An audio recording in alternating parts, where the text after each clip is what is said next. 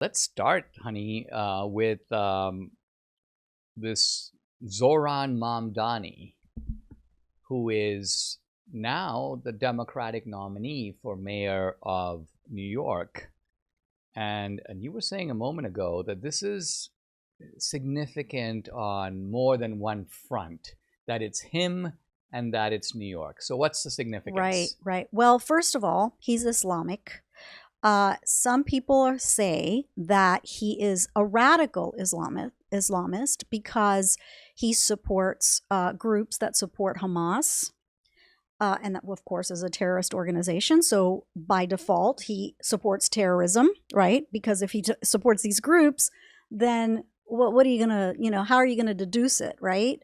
So, so I think that that's problematic, given the fact that almost 25 years ago, New York, well, America through New York, was attacked by Islamic radicals. How ironic that almost 25 years later, the mayor of New York just might be Islamic. I mean, that is kind of a slap in the face, isn't it? And then the other aspect. I mean, remember after 9/11, remember they had talked about building a mosque? Yes, absolutely. In New York, and there was a huge controversy. Yeah. The idea was, of course, nixed. Yeah. And in some ways, what you're saying is it could be realized in a somewhat different. I'm not saying he's going to go build a mosque, but I'm saying he represents the mosque is kind of where you're going. That's right. That's right. It's almost like, see, we told you so. Because, they talk about how they conquer places. Yeah. Oh, that's like a conquer to me. I mean, it is. And it's a particular accomplishment because you think that New Yorkers of anyone would be alerted to, if anything, we want to resist this, right? Right. And so to be able to rely on the customary historical amnesia of Americans, so that even something that happened well within our memories, well within our lifetimes, we're not even talking about the Cold War or the Vietnam War, we're talking about something in this century, and yet it's like 9/11, what? That's right. That's right. And the other irony is that New York City, is seen as the epicenter of capitalism in the world, right? It is. It's the epicenter of capitalism.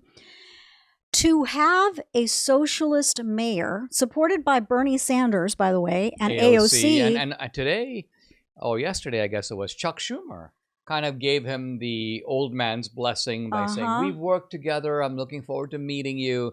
So this is the Democratic establishment, in a sense, right, drawing him in. That's right. Maybe in part out of fear, right? They might be a little worried that the young guard, more radical perhaps even than they are, is rearing their heads to displace the old guard. So the old guard is trying to hold on as much as it can. Right.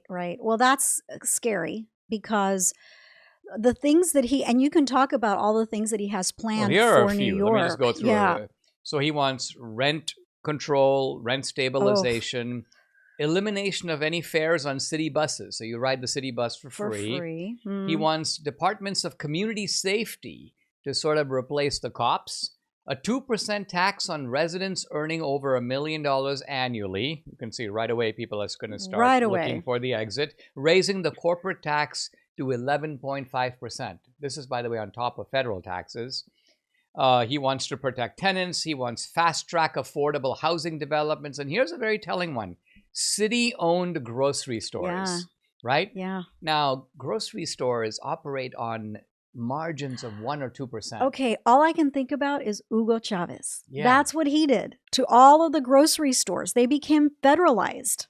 Didn't you tell me that they even had some kind of a stamp that was put on products? You could not go back and get another product. Well, not just that, but didn't it say something like made in socialism? Made in socialism. Hecho en socialismo. Wow. So this guy, he has a pedigree. And now here's something very interesting. Let's look at the people who voted for him. I think some of the MAGA guys are, well, they're not wrong, but they're maybe not seeing the complete picture, right? Because there's a bunch of them saying, oh, this is what you get when you have these third world immigrants. And remember, they're talking even about legal immigrants. That's right. And this is a topic we might come back to.